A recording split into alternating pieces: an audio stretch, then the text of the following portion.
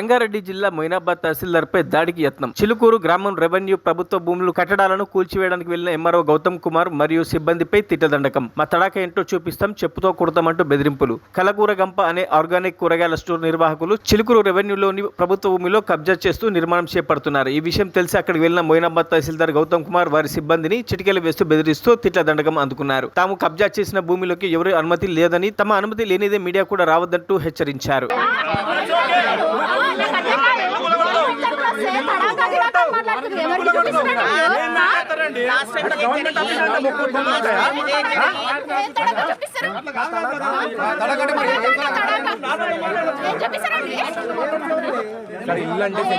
Sir వచ్చిండు, ఒక magistrate వచ్చినప్పుడు మీరు మాట్లాడారు కదా, ఇల్లీగలే ఉంటది.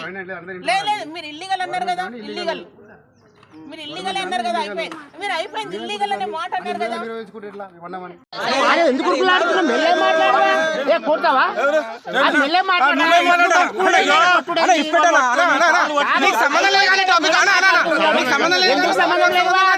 సంబంధం అందరికి ఉంటుంది మాట్లాడినప్పుడు.